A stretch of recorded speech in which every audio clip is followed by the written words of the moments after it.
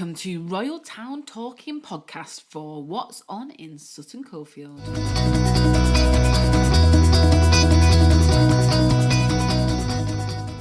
Good morning, everybody. Welcome to this special podcast. I'm here at St Giles Hospice in Whittington to talk to Elinor Eustace, who is the CEO here. Thank you so much for agreeing to talk to us, Elinor. It's really very kind of you. I know how busy you really must be, so to spare this time out of your days.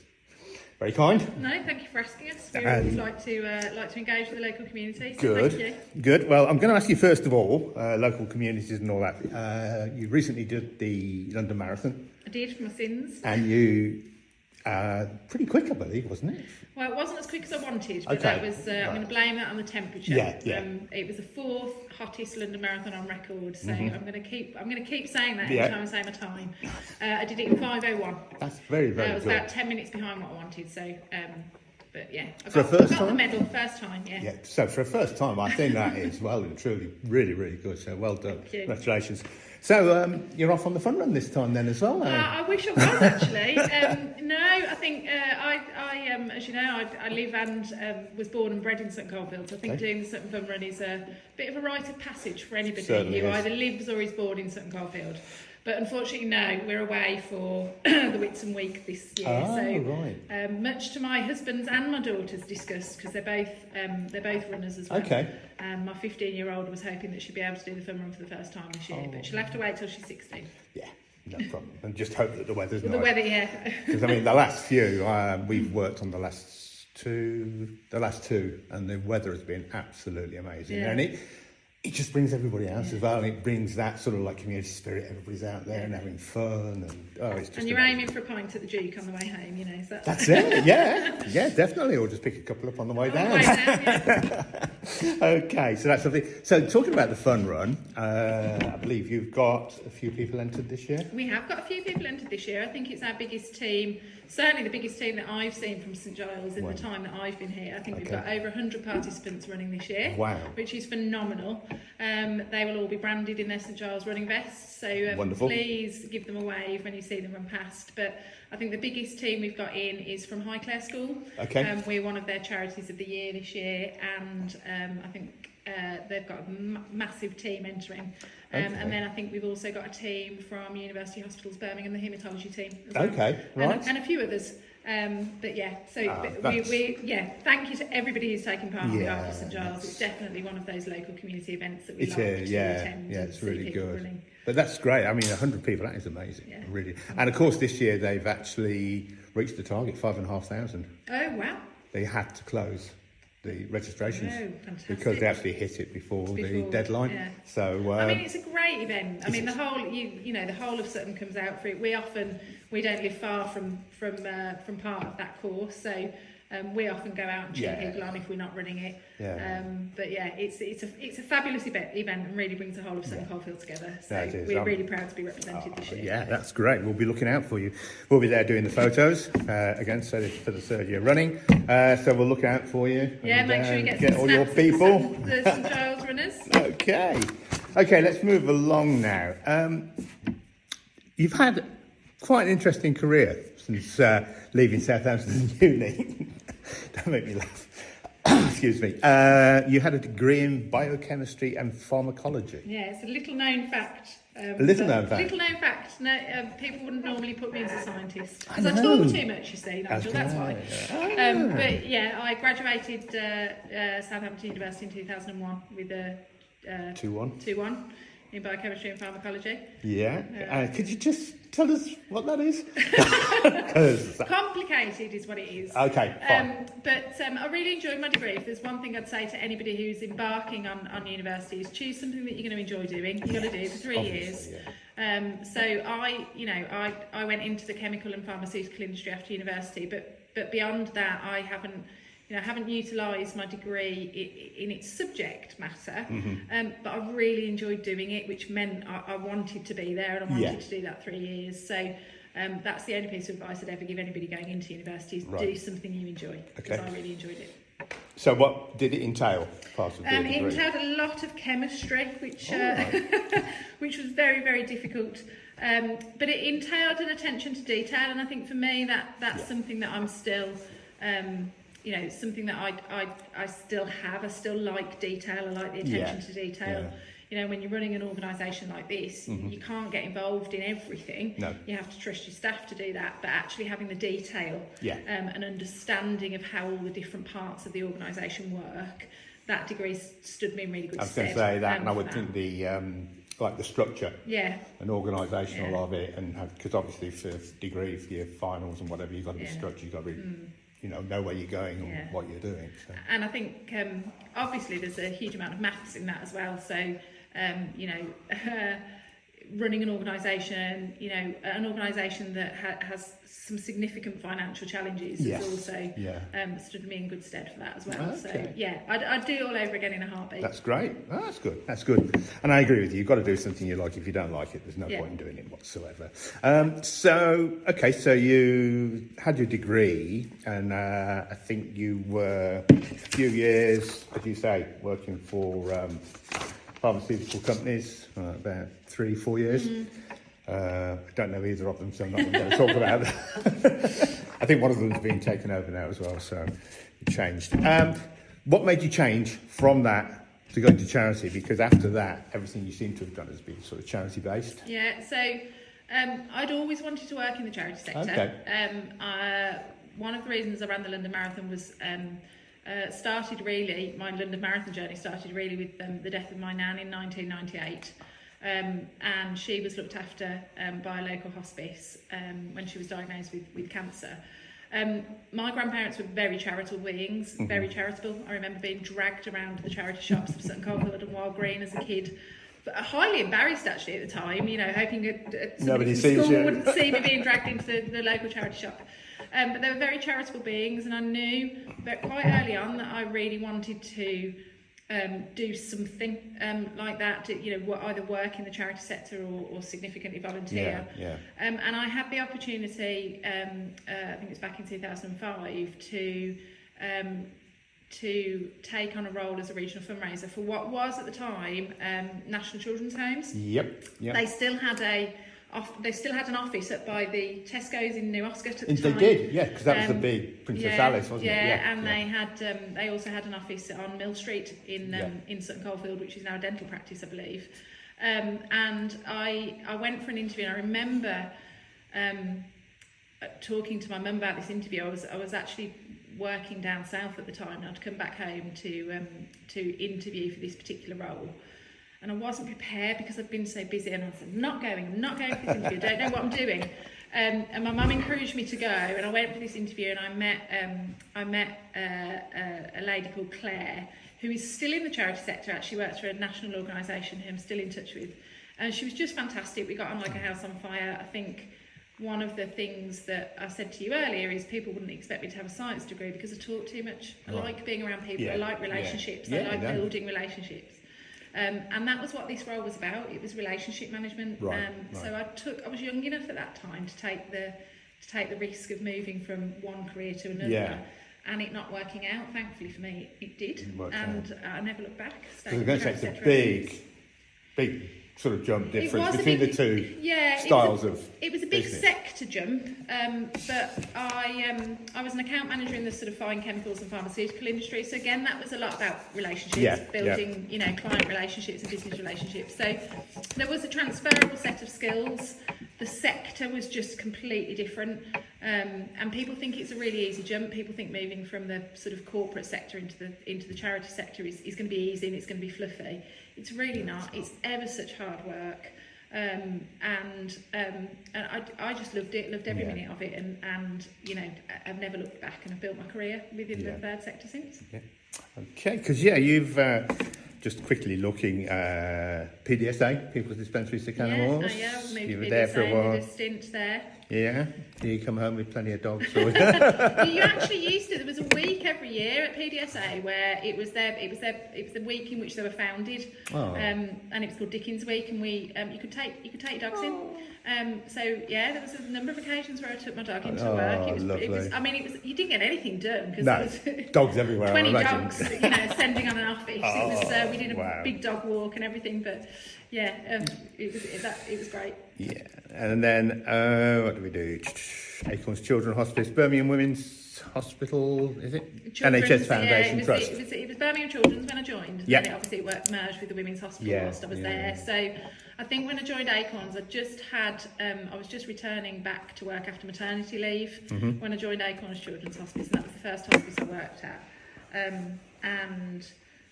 I didn't realise at that point that I had a real passion for hospices. Okay. The Acorns Children's Hospice definitely gave me a passion for hospices, and looking back now to the, I was 17 when my nan died, so I didn't really get it at the time, the hospice care that she was being given. But when I went to Acorns, I'd got two passions that were joining. One was children. My nan was always loved children. Had 6 children herself, and then I think I've got 21 cousins who come from a very big Irish Catholic family. So she loved children. So joining those two things together really gave me a passion for sort of hospice care, and I really enjoyed my stint at Acorns. And I developed them further in my career by joining Birmingham Children's Hospital. By this point, I was working as a corporate fundraiser, so predominantly working with business relationships, which for Birmingham Children's Hospital was huge. It was a big part of their income stream. Did quite a lot of both of those organisations, and that's at Birmingham Children's Hospital was where I started to sort of move through the sort of management ranks as well. I became Deputy Director of Income Generation there, and then worked on the merger between the two charities, between Birmingham Children's and Birmingham Women's. So huge operational challenges in that, which was really interesting. And then I further worked on the Big Hoot and the Big Sleuth, which were the two large sculpture trails that went through Birmingham in 2015. That's and the owls. The owls and the bears, yeah. most people remember the owls. Worked on those two projects. So Birmingham Children's Hospital was a really unique place to be. And really added some more strings to my bow in terms of charitable management and management of big teams as well. Yeah, it's very special. And then obviously from there you came here to St Giles about 2018. Yeah, 2018. So, and again that was it was prompted by personal things that had happened in my life, and I think one of the things that you learn very quickly when you work in something like the hospice sector is everybody's got their own personal story. Yes. It's not an easy sector to work in, in terms of the emotions that you're faced with and the challenges that you're faced with. You're often dealing with families and people that are living the worst part and the worst time of their lives, and that's quite difficult to deal with. So for me, it was prompted by my aunt was diagnosed with a brain tumour back in 2014 whilst I was working at Acorns, just at the end of my stint at Acorns. She was diagnosed with a glioblastoma, so it's non-curable. The prognosis is never great for that sort of diagnosis. She died then in October 2017. And at that point, I was just coming to the end of the bear trail at the Birmingham Children's Hospital. I knew I knew I was probably looking for the next thing in my career. We'd had a terrible end of life care journey, unfortunately. She lived outside of the St Giles catchment, but we had a journey in which she wanted to die at home. Those were her wishes. But the support that we had as a family in order for her to die at home with what was a very complex diagnosis was unfortunately really lacking, and it was a very, very, very difficult end of life care journey for my aunt, and then furthermore for my uncle and for my mum, who were her primary carers. So when she died in 2017, within weeks of her death, I was informed about a role, or I was approached about a role as a director of fundraising at St Giles, and I knew that that's where I wanted to be. I knew that given the journey that we'd had over the previous 3 years, I wanted to try and do as much as I could to ensure that hospice care was always going to be there for people, and would help plug the gap that we didn't didn't. I was just going to say, a lot of it comes from, it must come from sort of a personal journey or a personal experience where you can see that, and then it helps you to try and readdress or address it in wherever you're working, or making sure that you can deliver that side of things. So I know the end of life care you give here is absolutely amazing. Some of the things It's phenomenal, and you've done are just incredible. And I think you'll find that a lot of people who work here have very similar sort of journeys, whether they've experienced end of life care that's been, hugely supportive and wraparound support, or they've experienced end of life care that hasn't. And the challenge that we face here as a hospice is, unfortunately, it's still not always good. That palliative care as a discipline within the NHS is woefully underfunded. We have huge demand for our services, and we're a relatively small organisation compared to obviously large NHS trusts. It's really, really difficult because the demand is greater than we can supply, essentially. So funding for palliative and end-of-life care services has been big on my agenda since I've become CEO here, because it's absolutely imperative that it's funded fairly and it's funded well, and that everybody has access to the right end-of-life care, whether that's with a hospice or not. Everybody has access to the right end-of-life care journey for them. No, I think we all do. We all deserve that. But okay. 2018, the landscape was, I have to be honest, was very, very different to the landscape as it is now. Not just in the sort of funding side of the organisation, but obviously post-pandemic things have changed significantly for us. But back in 2018, St Giles had been through a pretty tough couple of years in its fundraising sort of team and its fundraising efforts. We'd inherited a fundraising model from Walsall Hospice as well. So Walsall Hospice, we took over the running of Walsall Hospice, which went back into the NHS in 2020. So it's quite a mixed bag, actually. We've got lots of things going on in one catchment and lots of other things going on in another. So really the aim was to try and bring the team together to just, fundraise for one goal. So and that was it was an interesting time. We had to review all of our events, make sure that they were all making money and raising money, and we got some gaps in resource, so we recruited a few people. But essentially, when you're running a fundraising team, your aim is to make money, and to raise as much money as possible. Where that money goes is directly to impact the patients and families that we serve. I come from, by this point I've been working in the charity sector for a number of years. I've been working in a fundraising role for a number of years. So the portfolio for St Giles is pretty traditional, events, community fundraising, corporate fundraising. And it was just about making sure that we were doing as much as we could in each of those areas. And by that, what that means is really engaging with the local community, engaging with the people who are donating to us, speaking to people about their stories. This hospice is supported so much by our local community, to the tune of 80% of what we, of what we spend is supported by our local community, whether that's through retail, through playing our lottery, through fundraising.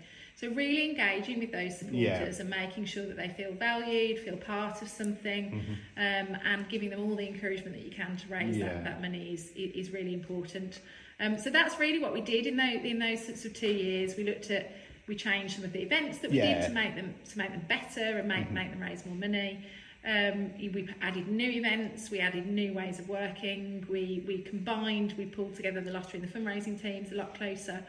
And then it all stopped. Literally fell off a cliff overnight in 2020.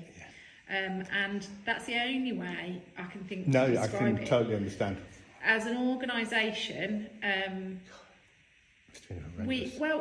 I think as an organisation, you can plan for lots of different things going wrong or happening. You don't plan for it all to go wrong all at the same time. So the risk mitigation that you put in for certain areas not performing well enough or certain issues that you might have in clinical teams, usually it's one thing. This was everything. Everything stopped. Our income fell off a cliff. Our shops were closed. We couldn't run any events. We got to send the back office teams home.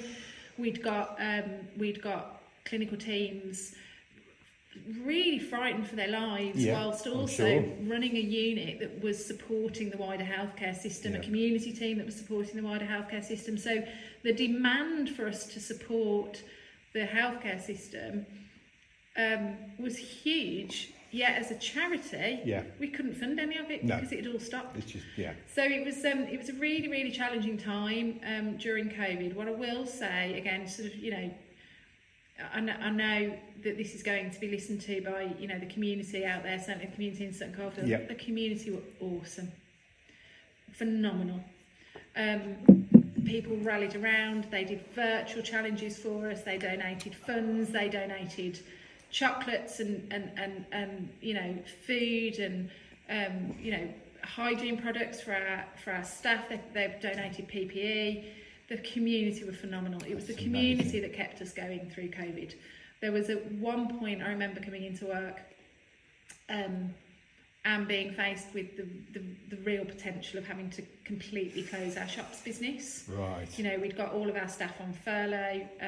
You know, it was just horrendous. And if you close the shops business, you know, huge amount of income comes through that. I was going to say that must be quite a big chunk of what comes in. Big chunk of income comes through the if we'd have closed that, the validity of the hospice going forward would have been you know, would have been a question.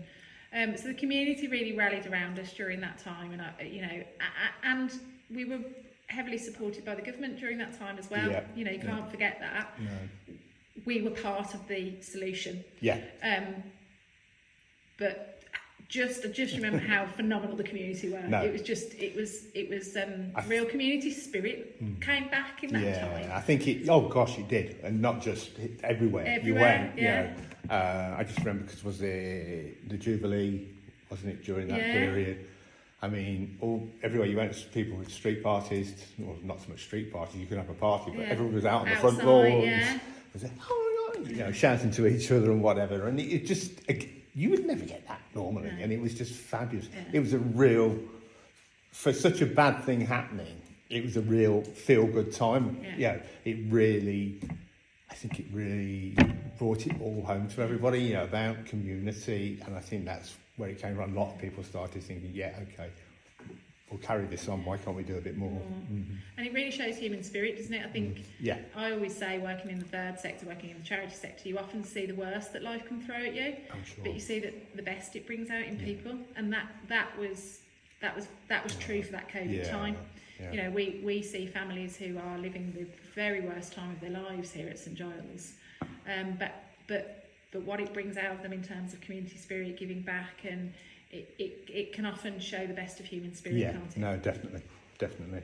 Yes, it was a horrible time, but also, I know when you took over as CEO, you were thrust into this transformation programme, implementing changes, you know, to drive the hospice forward, drive the sustainability of the hospice, and obviously with the government cutting back on funding and everything else, that must have been a real tough time for you. Yeah, it was. I think, like I've said and noted, during COVID, there was a huge amounts of support for the hospice sector. We were part of the healthcare response to a global pandemic. Post-COVID, I think all of us as you know, as individuals found that period really tough. You know, you've got costs rising, you know, inflationary rises, you're hitting a financial crisis, you've got high unemployment. You know, it put the entire country into some really difficult financial challenges. And it was no different for us. We saw huge rises in things like our electricity bill and you know, and our gas bill, and you know, it was the costs that we were seeing as an organisation just went through the roof. What didn't happen, because you know, the NHS is in significant financial difficulty, is none of those rises that we were seeing, you know, across our cost base were then being supported by any inflationary rises in our statutory income. So around, on average, it's about an 80-20 sort of rule. 80% of what we spend is raised from the community, and 20% of that comes. It's around that, about 18%. But 80-20 is the sort of balance that we've got at the moment. but that statutory income didn't increase with the cost of living increases that we were seeing. Yeah. And that's a real challenge for us. 80% of our costs are on this is a people organisation. Yes. People deliver our care. Yeah, yeah. So 80% of our costs are on those people. Yeah. Are on those nurses and those doctors and those healthcare assistants who are delivering the care either out in the community or here at Whittington on our inpatient unit. We have to keep up with the NHS in terms of those costs. So every time there was a pay rise for our doctors or our nurses, by the way, which I do think is absolutely the right thing to do, we were not being supported by our statutory sources for those. So we then have to raise even more money. Otherwise, I'm going to be losing really good staff back to the NHS because they're paying staff more. You add things like the changes that we've seen in national insurance in this last year, national living wage, as I've already talked about, things like electricity and gas bills, and just generally the cost of living in totality. That hit us really hard post-pandemic. So where we found ourselves, if we go back to sort of 23, was we found ourselves running at a £1.5 million we're every year. Wow. That's actually not unusual in the hospice sector. There isn't that, we weren't badly managed in that sense. This is a hospice-wide, sector-wide challenge of trying to get things to meet. Yes, yeah. Part of that, like I say, we hadn't had any inflationary uplifts from our statutory partners for a number of years. When we got an inflationary uplift last year, I think it was the first time in 5 years that they'd even uplifted any of the statutory income by a very small percentage, I would say. Always. Whereas actually what we'd had to deal with was wage increases in the NHS, probably 3 years in a row, which equated to about 15%, and then a statutory inflationary rise of 1.8%. It just doesn't add up. No. So what we recognised is that we couldn't keep working at a £1.5 million deficit every single year, and that we needed to be able to really get that under control. And what that meant was a full transformation programme in the organisation to address our sustainability in the long term. We're not an organisation with huge amounts of reserves. We've got healthy reserves, but not reserves that would last us for 10 years, as an example. Most charities have between 6 months and a year's worth of reserves. So draining those reserves to the tune of £1.5 million every year gave us probably about 3 to 4 years before we'd have to start thinking about the validity of the organisation. And we just didn't want to get there. No. So unfortunately, as a new CEO, I was faced with the challenge of tackling that budget deficit.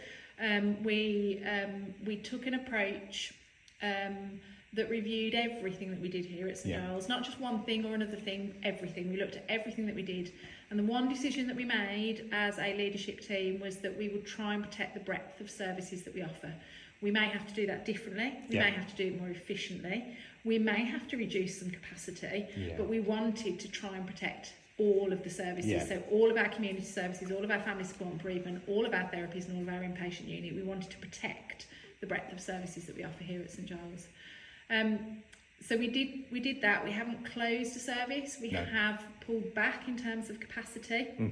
So we have 23 beds here at St Giles, and I'm currently running 15 because of costs. We consolidated the community team and started to look at how we deliver community services to patients. So we're currently looking at how we do that a bit more efficiently, perhaps via outpatients models and more digital means. But what we did do was protect the services. But capacity, we, as an organisation, we do have more capacity than we can currently deliver to the community. Because I think the big thing was, I think I remember seeing you on Good Morning Britain, and it was about when the government funding X amount of beds, and they cut that right back, and that was when you had to sort of have a look at that, and then you had to sort of cut that back as well, didn't you? And we are a specialist palliative end of life care organisation. What we do here is look after the patient in totality, in the whole, the holistic services we offer, and the very specialist palliative care that we offer. It is hugely important and greatly in demand, but simply can't afford to run 23 beds. No. And actually that's a call to the government to say the funding for hospice care, the funding for palliative and end-of-life care in totality across the UK it needs to be rethought. It needs a complete overhaul. Every single hospice across the UK is funded completely differently by the NHS. So we work across 5 integrated care boards here because of the reach that we have at St Giles, all the way from sort of Sutton Coldfield and North Birmingham, all the way up into sort of Uttoxeter way, and east into Coles Hill and west into Cannock. And so it's a big footprint that we have here. And every single integrated care board funds me slightly differently. So I have to have 5 different conversations every year about funding. And that's true for the whole of the UK. Right. The way in which hospices are funded is totally different depending on where you go. So there's a complete disparity and a bit of a postcode lottery when it comes to palliative and end-of-life care. Yeah. And that can't be right. It can't be. I was just going to say, surely it would be far more easier to streamline it all, one sort of base to deal with all of it, rather than... Yeah, and I think, like I say, there's palliative and end-of-life care, not just hospices, palliative and end-of-life care in totality is woefully underfunded. Yeah. And so, we recognise that the NHS are a key partner for us. We recognise that the NHS are also in some financial difficulty. What we're asking for is to be part of those conversations as we move forward. But what I needed to do as a new CEO was ensure that I've got enough time as an organisation that reform doesn't come quickly, does it? Oh gosh, no. No. So actually, if I'd only, if we'd only got as an organisation, 3 or 4 years left because I was draining my reserves, St Giles weren't even going to be around, let alone around the table to talk about it. So, and you'll find that we're not the only hospice who have been through these changes, and we're not. There'll be more coming. Yeah. I talk to a lot of hospice CEOs who are faced with similar challenges, and do you know what? It was a really turbulent time for St Giles. We lost 23 staff to redundancy. Some really that's always hard. It's just horrendous. Some really valued colleagues, and we are coming out the other side of it now. We've got a fantastically dedicated team here. All wanting to put the patients and families at the centre of everything that we do. But the reality was we needed to stabilise our finances. I mean, you've got to be able to, justify. It's like any business or anything. You can't just keep spend, because at the end of the day, you're going to come there and it's going to be empty. There's going to be nothing left, as you say. So, no, you have to sort of restructure or readdress whatever. So no, that's, as I say, it must have been a really tough time for you. Yeah, not I think nice. Other than the pandemic, that was the toughest time in St Giles history. Yeah, not nice at all. One of the things that comes up is that during this time of financial struggles and everything, a number of your charity shops have been refurbished, and then there was the rebranding that happened, which seemed a little bit out of place.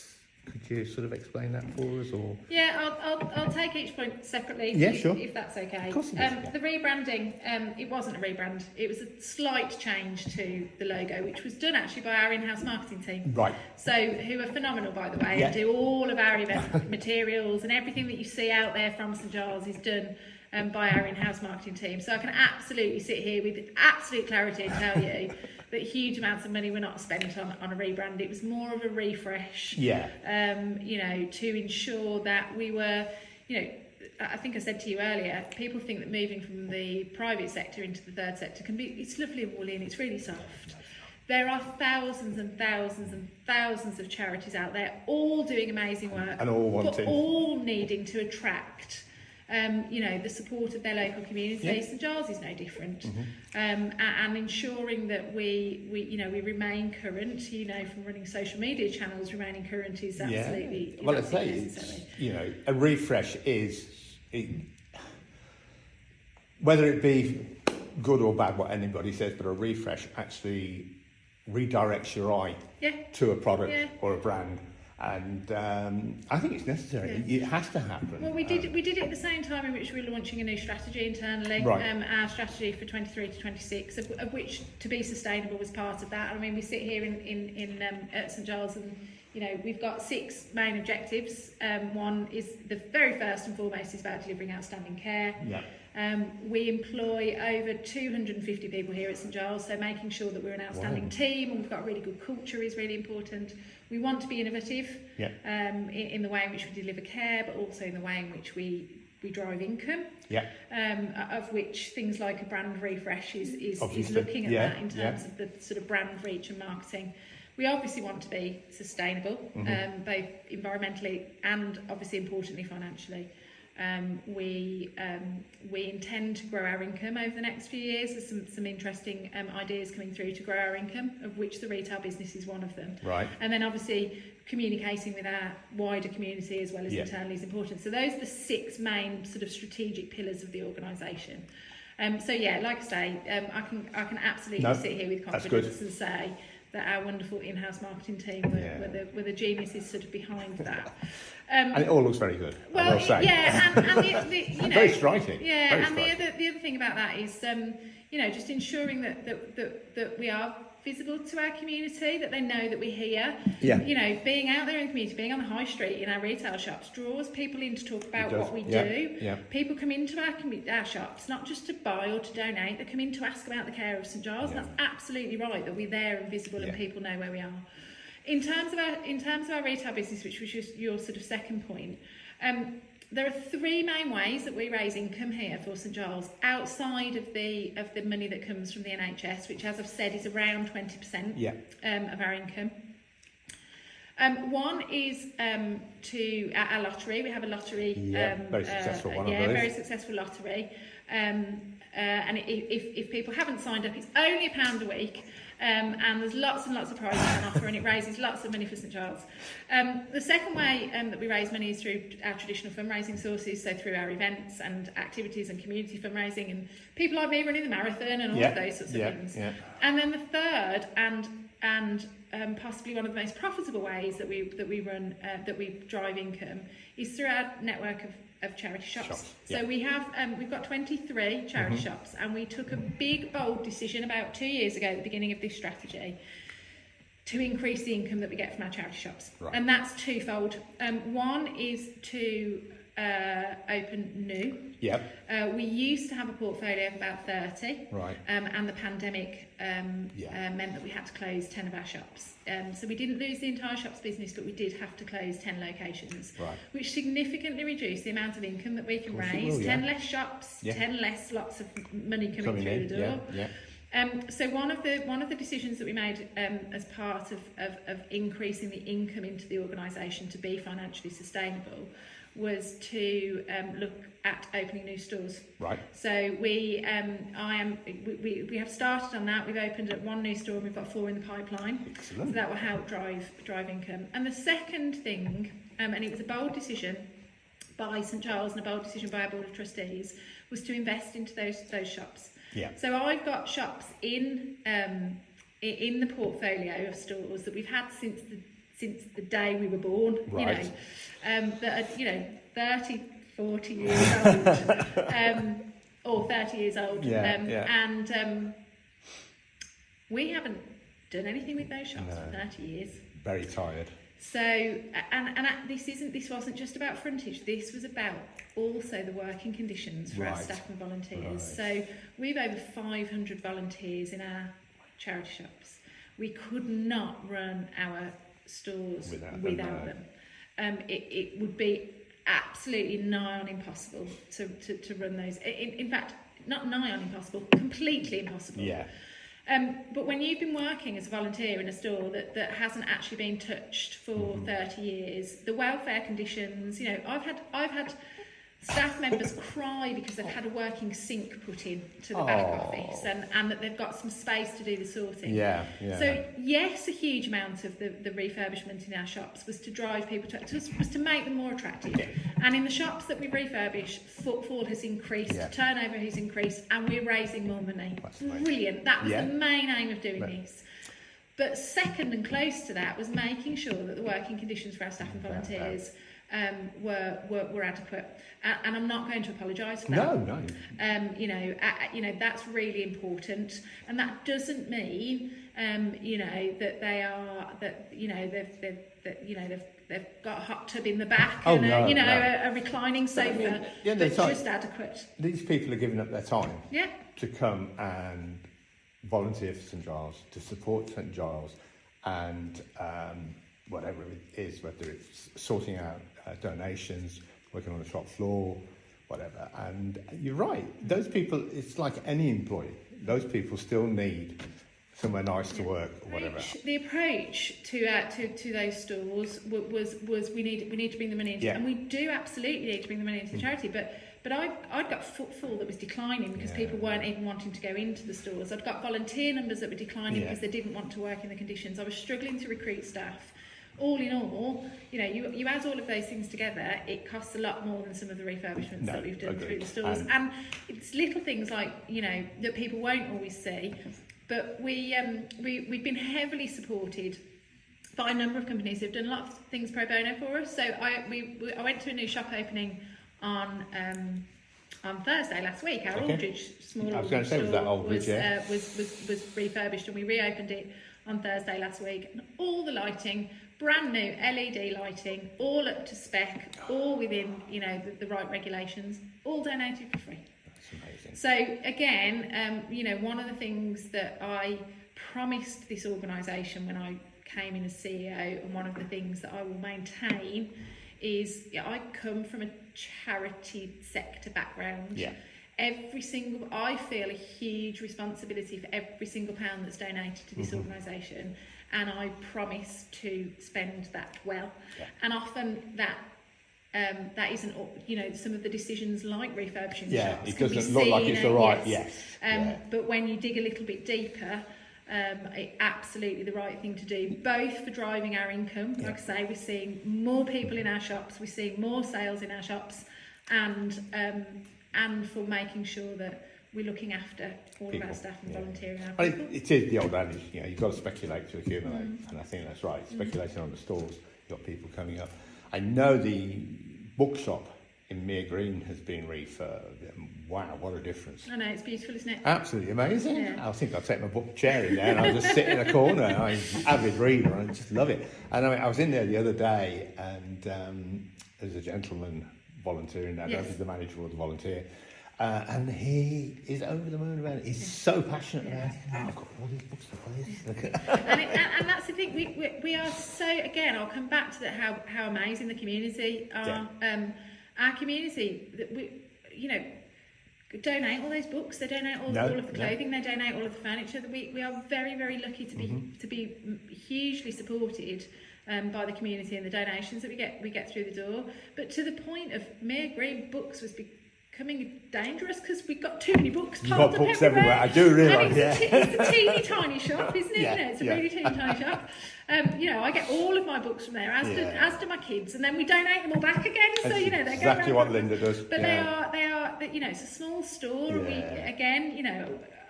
God forbid if a pile of books had fallen on a volunteer or on a member, on a member of the public. Terrible. But yes, it looks lovely, and I'm really proud of the team there. Yeah, good. Very quickly, before we move on to some other things. So what does the future hold for St Giles? And, obviously you have your plans to achieve this sustainability financially. So what's it looking like for the long-term future? So the last sort of few months since sort of October, when we came out the back end of the transformation programme, we've done a huge amount of sort of just stabilising the organisation, working with the staff, making sure that we've got the right culture within this organisation, and that we are, I think for my clinical director always says, if you've got the right staff who are passionate about what they do, the care will come naturally. And I'm really, really pleased that we've got a hugely passionate workforce here. People who working in palliative and end-of-life care is a vocation for them. I often talk about it like that. No, it is. It's not just a job. No. It's absolutely a vocation. So what's been really lovely, although it's been a really turbulent time, what's been really lovely for me is really connecting with staff and individuals across the organisation. So for us over this next year, it's the last final year of that 23 to 26 strategy. So there's some big pieces of work that we've got to do, digitally and all of those sorts of things. But one of the things that we're going to be focusing on over the next 12 months is, what do the next 3 years look like? Yes. Yeah. And for us, that's about reach. That's about reaching more people. Yeah. And that might look different to how we've done that previously, to how we've done that pre-COVID. The way in which healthcare is delivered has changed since the pandemic, and we need to keep up with that. So what we will be focusing on over the next sort of couple of years is, how do we reach more people in a more efficient way, whether that be through, like I say, doing some outpatients work and inviting people to come to us for various different healthcare needs, all the way through to potentially digitalising some of that as well. The other thing that we're seeing here at St Giles, and I'm sure other hospices are seeing it as well, is a change in our demographic. So we are seeing younger patients with more complex needs. So one of the things that we've recently done as an example, because if I go back, I don't know, sort of 10 years, we may not have been in need of this, but you'll know that before Christmas, Wes Streeting announced some funding to come into the hospice sector. And that was specifically funding to support capital projects at hospice sites. So not the solution to the hospice funding crisis that we've talked about, but a real nod to hospices being hugely important in the continuing discussions around palliative and end-of-life care. We have spent some of that money on developing a family room on our inpatient unit, so a place for people to go that is not beside the bedside all the time. There are times when families need space, they need time to themselves. And one of the things that we've done within that family room is we've created a little hub off this family room, which is the young person's room, so TVs and games, bean bags, that sort of stuff. Because again, we're seeing younger and younger children and young adults here with a loved one. And actually, if you go back in our history, that may not have been necessary, but the change in demographic that we're seeing requires that sort of family and young person space on our inpatient unit now, which is really sad. It is. But we need to make sure that we are providing the right level of care to those patients and that we're able to reach more people. We know that post-pandemic, with delays in diagnoses and delays in treatment and ongoing treatment, we are going to be seeing a rise in the need for palliative and end-of-life care, specialist palliative and end-of-life care, which we deliver. So making sure that we are reaching as many people as possible, perhaps in different ways than we've done before, is absolutely top of our agenda. Lovely, thank you.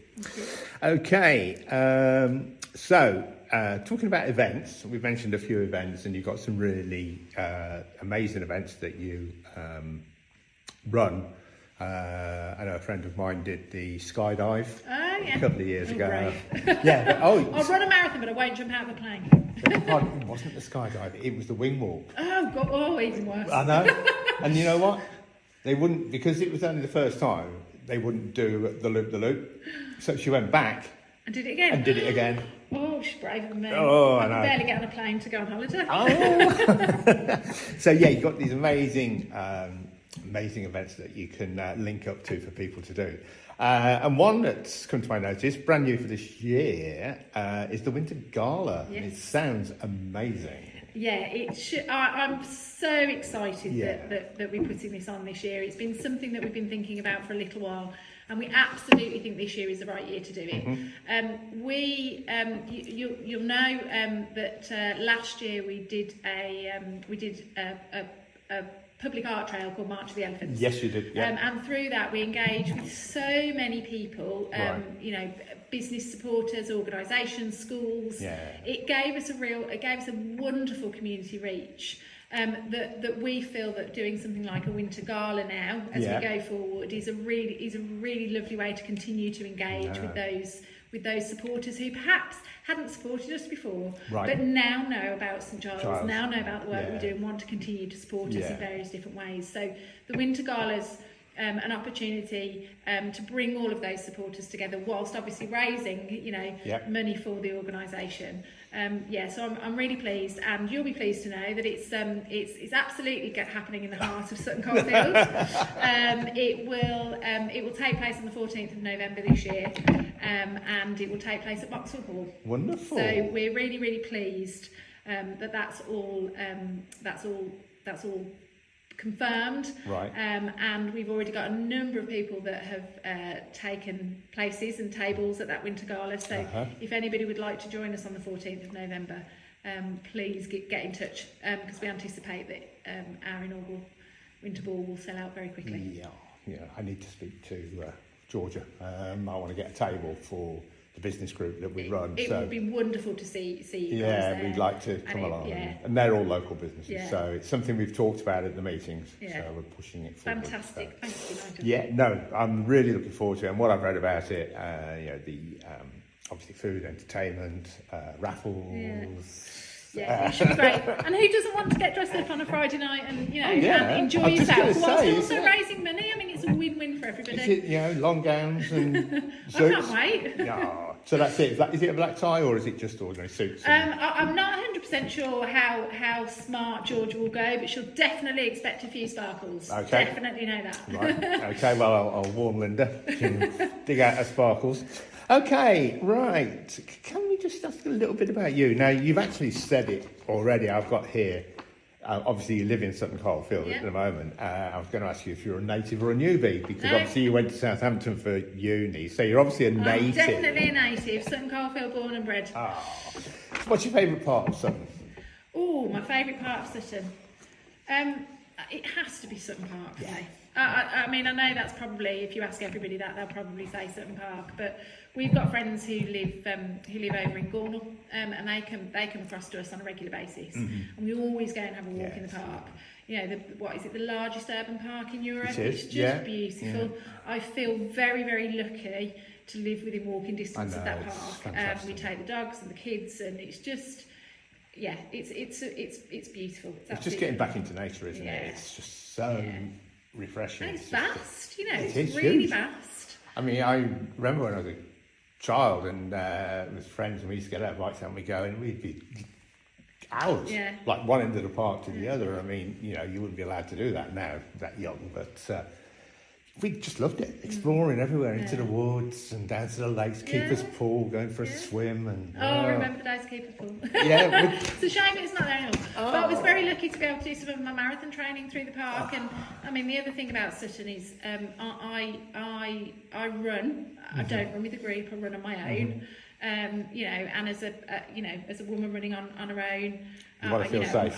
You've got to feel safe. And actually, I did all of my sort of 17, 18 weeks of marathon training around the streets of Sutton Coldfield. Every single step was done around the streets of Sutton Coldfield. And that for me was really lovely. That's another nice thing about Sutton Coldfield. I always felt quite safe. Yeah. I picked my routes and I picked the times of day. Obviously, I didn't, I wasn't going at 10 o'clock at night in the dark. But the one thing I don't like about St Coldfield is its hills. There's a lot on There are quite a few hills. People think it's flat and it's not. And believe me, when you're doing marathon training, you recognise it's not flat. Out to Norfolk then, if you want it flat. Obviously, you have a full-time career. You've got a young family. What do you do to unwind? How do you Run. Apart from running. I do run. That's me personally. I choose to run. I never thought I'd run a marathon. Have to be honest. I was always a bit of a sort of 10k runner, but it was a good challenge. We spend time as a family in our hometown. Yeah. We're very lucky. The other thing about Sutton Coldfield is it's very accessible to other places as well. Yeah. So we do get out and about quite a bit. We might go up to Derbyshire, or we might, like I say, we've got some friends who live across the other side of the city. But we spend a lot of time in our town. We jump on the train and pop into Sutton or to Lichfield. Yeah. I'm lucky enough to live within walking distance to Mere Green as well, which you know, the kids are great with, but we just like to spend time as a family. No, that's in great. Sutton. That's great. You know, there's enough to do, isn't there? There is. I think there is. If you look for, I mean, the people who say, "Oh, there's nothing to do in Sutton," blah blah blah. Yeah, okay, I know. Town centre is struggling, but hopefully that's going to regenerate itself. We've got Harvey Norman coming later this year. Yeah. Got some new shops coming in, a couple of new shops. But I mean, people forget about things like the town hall with all the shows, functions, and things. You know, they've got food and wine tastings. They have all sorts of things happening there. You've got the Small Arts Theatre down South Parade. Absolutely amazing little place. Brilliant. Absolutely amazing little And place. I I love it. I think you're right. I think, you know, probably my one bugbear, especially as my kids are now sort of, you know, teenagers or tweenagers. Is the town centre. You know, it absolutely does need. It does. It does need some investment. Does need some regeneration.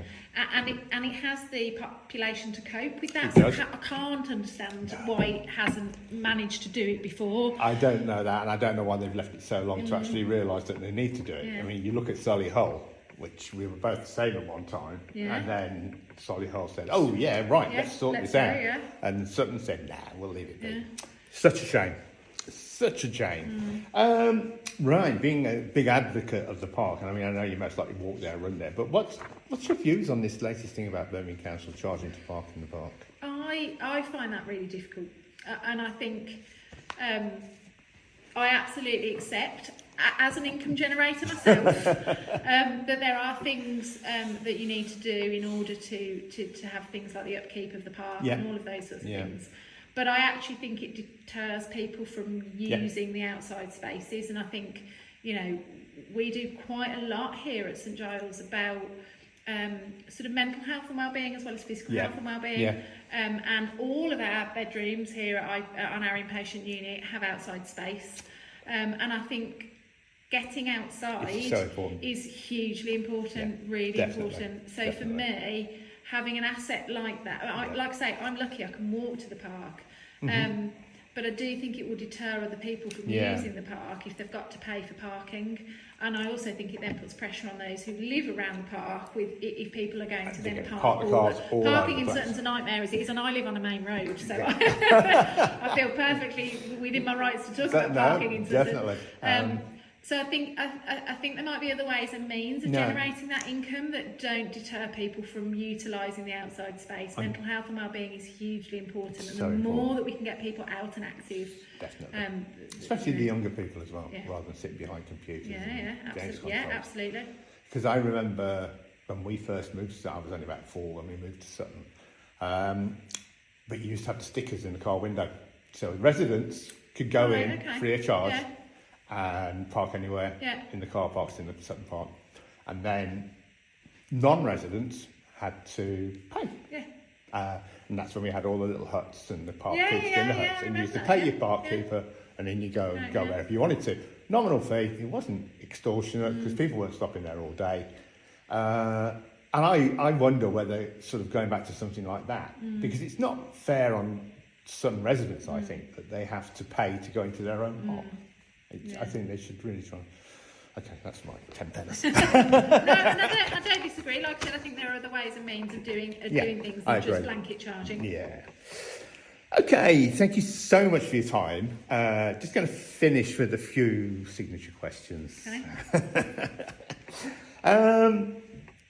What's the biggest surprise that you've had in the last few months? And don't say finishing the marathon. Well, I was going to say, I have to be honest, at about mile 19, that was the biggest surprise, because I didn't think I was going to finish. What's the biggest surprise I've had in the last few months? Oh, I don't know. That's a really difficult one. I live a very boring life, Nigel. You know, I come to work, I work really hard, I go home, I sort my kids out. I think... I think the biggest surprise, and I know you said not finishing the marathon. I think it was more. I think it was more about how I was surprised at how deep I could dig for it, and I think so. It's not necessarily about the physical thing about finishing the marathon. It was actually more of a mental challenge, and I think for me, after the last very difficult year at St Giles. Whilst, like I say, as you've said, trying to be mum at home as well. Being able to do that not Right. just physically, Yeah, but no. to dig deep mentally and get through Yeah. that. I think that I surprised even myself. Well, okay. And I certainly surprised my mum. Right, we'll settle on that one. That's good. This is always a funny one. What was the first record you bought? Well, I didn't buy it. My Okay. dad bought it for me, and it was the soundtrack Oh, to the Barcelona Olympics. Was it 1992? yes. And it's Freddie Mercury. I was just going to say Freddie Mercury. Barcelona. Yeah. Oh, brilliant. That was the first, and it wasn't a record in those days. It was the CDs. CD. Okay. But yeah, that was the first CD that was ever bought for me. Oh, amazing. It wasn't the first. It wasn't the first record we owned. We were a very musical family. My dad Yeah. loves his music, so my dad owned a lot, and I used to listen to a lot. Uh-huh. But that was the very first record that was ever bought for me. And what's your favourite sort of genre? Or Oh, I'm a real mix. I grew up as a teenager in the 90s, so I'm a bit of a Britpop girl, I have to be honest. Okay. And nothing wrong with that. my daughter, who's 15, is going to the Oasis gigs this year. So she's following in mine and my husband's tracks. And I met my husband when I was at school, so he's Suttonian born and bred as well. And what we did when we were younger, in our sort of late teens, was go to a lot of musical gigs in and around Birmingham. I think there were just so many more of them, and they're attainable. Yeah. Right, finally, so do you have a secret skill? A secret skill. Oh. When people ask me if I've got something that would surprise people, it's usually my degree, I think, as I've said. Yeah, People don't yeah. normally expect that. But my secret skill probably would have to be embroidery. Okay. So when I was in primary school, the head teacher taught us how to cross stitch, how to embroider, Yeah. specifically cross stitch. Yeah. And I was runner-up in a competition that Oh, fantastic. that embroidered a scene for the Botanical Gardens, and it's still up in the Botanical Gardens today. So I'll have to go investigate that. But yeah, it's a skill that I've kept through my life, and for my husband's 40th birthday, he loves maps. Okay. So I embroidered him a map of the world for his 40th birthday. So yeah, that was probably the secret skill. That Okay. How did you keep that secret from him? While you I were doing didn't. it? I didn't. Not when I was sitting there on the sofa, like cross stitching. So I did tell him I was doing it, but yeah, that's what I did. So we've got a cross stitch world in our house. Amazing. That's fantastic. That is really a secret skill. Lovely. Elinor, thank you so much for joining us. Thank you. And being so open about things here at St Giles and how difficult it has been, and hopefully it's all going the right way now. As always, as a social media outlet, we will be continuing to promote St Giles for you on your events. Thank you. And coming along whenever we can, and we'll always do photography for you and things like that. Thank So, you. but And just a huge thank you to the community in Sutton Coldfield, because they're a huge support for us here at St Giles, and I'm forever grateful and proud. Thank you so much. Thank you, Elinor. Thank That you. was lovely.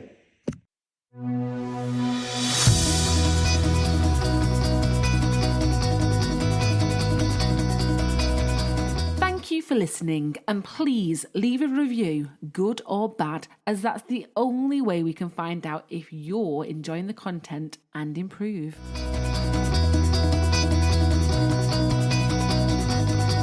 And that's goodbye until next time. This was a 4 Pause production for What's On in Sutton Coldfield.